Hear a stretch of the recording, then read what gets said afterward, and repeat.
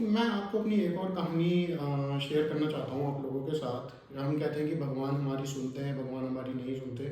मुझे नहीं पता कि भगवान किस तरीके से सुनते हैं, वो किस तरीके से हमें सिग्नल देते हैं। बट एक जो घटना मेरे साथ घटित हुई, कई सारी घटनाएं हैं पर उनमें से एक घटना मैं आपके साथ शेयर करना चाहता हूँ। बात 2022 की है, अक्टूबर 2022 की, जब मैं अपने मम्मी पापा के साथ केदारनाथ गया।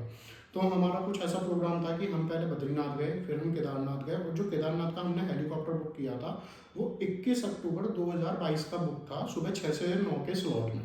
गुप्त काशी से बुक था, और जहाँ से हेलीकॉप्टर उड़ते हैं उसी वाले रिसोर्ट में हम लोग रुके हुए थे। तो मतलब वो ऐसा सीन था कि ये हमारा रिसोर्ट है, ये हमारा कमरा है, एंड सामने ही हेलीपैड है, वहीं से हमारा हेलीकॉप्टर उड़ना है।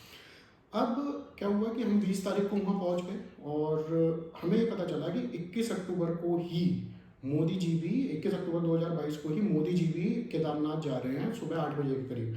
हमारा जो स्लॉट था वो 6 से 9 का था, जो कि कैंसिल हो गया था because of the PMO movement.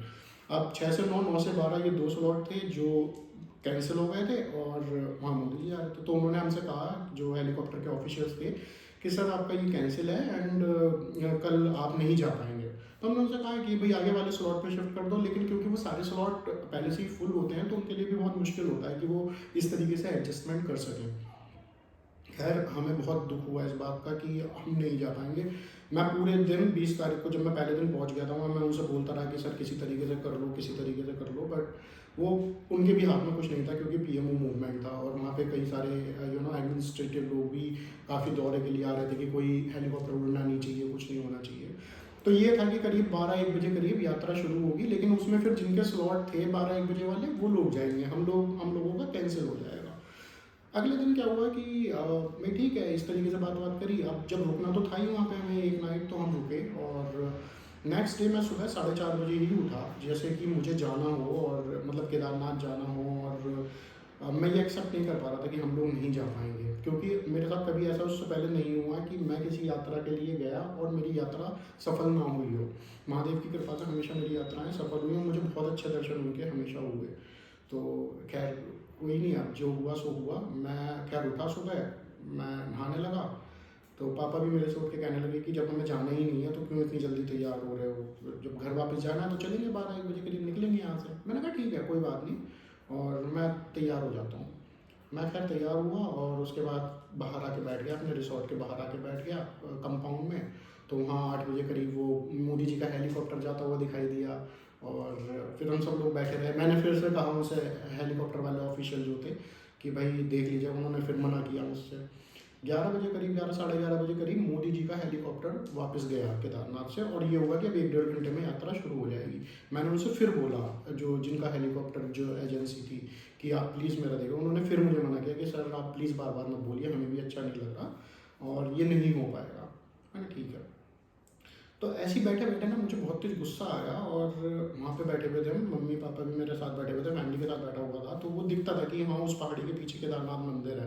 तो मैंने ऐसे ही देख के बोला, मैंने कहा ऐसा है कि मैं भी आपका भक्त हूँ, मोदी जी भी आपके भक्त हैं, लेकिन मैंने 1.5 महीने पहले अपना प्रोग्राम बनाया था और हेलीकॉप्टर की टिकट बुक कराई थी। मोदी जी का प्रोग्राम तो 2 ही दिन पहले बना था, तो आप उनको दर्शन दे रहे हो, मुझे दर्शन नहीं दे रहे हो। अगर आज मुझे दर्शन नहीं हुए तो ये रुद्राक्ष वगैरह अपने सब यहीं डाल जाऊँगा, और मैं आपके मंदिर कभी नहीं आऊँगा मिलने, आप देख लेना बस। मैं ऐसे ही बोलने लगा, और पापा मम्मी भी मुझसे कहने लगे, अरे नहीं नहीं ऐसे नहीं बोलते, ऐसी कोई बात नहीं है, हो सकता है इसमें भलाई हो कि हम नहीं जा रहे। मैंने नहीं, भलाई की बात नहीं है, आज अगर मुझे दर्शन नहीं हुआ तो फिर मतलब अब मेरी लड़ाई हो जाएगी उनसे। करीब 12:30 बजे यात्रा शुरू हो गई हेलीकॉप्टर की। 1 बजे करीब मेरे पास एक हेलीकॉप्टर वाले ऑफिशियल आए, मुझसे बोले कि सर आपकी फैमिली में जा सकती है, उनका हो गया है जाने का। अब जैसे उन्होंने बोला कि मैंने रो पड़ा वहाँ पे कि भाई कैसे हो गया, क्योंकि सुबह तक एक आधे घंटे पहले तक कुछ भी नहीं था, और अभी हो भी गया मेरा जाने का। मेरे रोंगटे खड़े हैं अभी भी ये बताते हुए। लेकिन वो जो एक इंसिडेंट था ना, मुझे नहीं पता कि क्या हुआ। हम 1 बजे गए हैं दर्शन करने, पूरा मंदिर खाली, आराम से गर्भगृह पे दर्शन किए हमने जाके, स्पर्श दर्शन किए, जल चढ़ाया। अंदर जो गर्भगृह में जो वो नंदी जी हैं, अंदर वाले मंडप में जो नंदी जी हैं वो भी खुले हुए थे, उनके पास भी गए हम। और 3 बजे वापस आके हम अपने घर आने के लिए गुप्त काशी से वापस भी चल दिए। 2 घंटे में, जहाँ मुझे ये नहीं पता था 12:30 बजे तक कि मैं मंदिर जाऊँगा भी नहीं जाऊँगा, 3 बजे तक सारे दर्शन हो गए बहुत अच्छे से, और मैं घर आने के लिए वापसी भी चल दिया। तो मुझे ऐसा लगता है कि ये हमारा ना विश्वास है कि कहीं न कहीं भगवान सुनते तो हैं और कुछ ऐसा करते हैं कि हमारा विश्वास और दृढ़ होता है। पर यही है कि हमारा विश्वास भी बिल्कुल अटूट होना चाहिए। मुझे नहीं पता कि मैं कितना प्योर हूँ अपनी भावनाओं में, लेकिन मैं महादेव का शुक्रगुज़ार हूँ कि वो मेरी बात सुनते हैं और मेरा साथ देते हैं। हर हर महादेव।